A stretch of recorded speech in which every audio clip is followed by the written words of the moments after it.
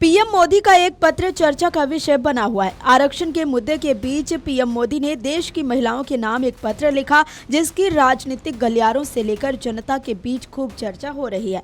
इस वीडियो में हम आपको बताएंगे कि पीएम मोदी ने महिलाओं के नाम पत्र क्यों लिखा, पीएम मोदी ने पत्र में क्या लिखा और पीएम मोदी को महिलाओं के नाम पत्र लिखने की क्या जरूरत पड़ी। दरअसल प्रधानमंत्री नरेंद्र मोदी ने महिलाओं के नाम एक खुला पत्र लिखा है। इसमें उन्होंने कहा कि अगर 2029 के लोकसभा और विधानसभा चुनाव महिला आरक्षण के साथ होते हैं तो भारतीय लोकतंत्र और भी मजबूत और जीवंत बनेगा। पीएम मोदी ने देश की महिलाओं को एक पत्र लिखा है। इसमें उन्होंने कहा कि महिलाएं आज हर क्षेत्र में आगे बढ़ रही है, इसीलिए संसद और विधानसभाओं में उनकी भागीदारी बढ़ाना बहुत जरूरी है। पीएम मोदी अपने पत्र में लिखते हैं कि संविधान ने हमें जिस समानता और समावेशी भावना का मार्ग दिखाया है, उस सर्वोच्च भावना पर चलते हुए 16 अप्रैल से संसद में नारी शक्ति वंदन अधिनियम पर चर्चा होने जा रही है। संसद के आने वाले सत्र में ये संवैधानिक संशोधन पारित हो, इसके लिए मैं आप सभी विशेषकर देश भर की करोड़ों माताओं बहनों का आशीर्वाद चाहता हूँ। पीएम मोदी लिखते हैं कि मुझे विश्वास है कि पूरा सदन मिलकर इस ऐतिहासिक संवैधानिक संशोधन को पारित करेगा और विधायी संस्थाओं में देश की नारी शक्ति की भागीदारी सुनिश्चित करेगा। मैं देख रहा हूं कि इसे लेकर हर तरफ जोश और उत्साह का माहौल है।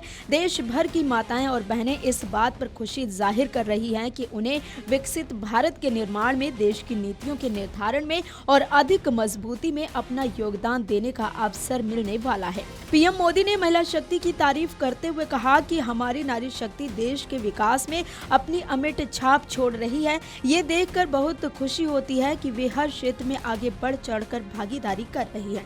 21वीं सदी में दुनिया साइंस और इनोवेशन के दम पर आगे बढ़ रही है। इन क्षेत्रों में भी महिलाओं की संख्या लगातार बढ़ रही है। स्टार्टअप्स वर्ल्ड में ऐसी कई कंपनियां हैं जिनमें महिलाएं नेतृत्व कर रही हैं। Academics, literature, art, music, cinema, dance और हेरिटेज के क्षेत्र में भी उनकी उपलब्धियां बहुत प्रेरक हैं।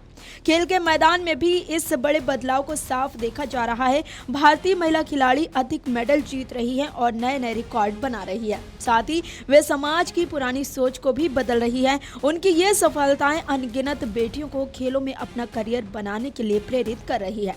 पीएम मोदी ने अपनी चिट्ठी के माध्यम से बताया कि केंद्र सरकार ने 16 अप्रैल से संसद की 3 दिनों की विशेष समिति बुलाई है।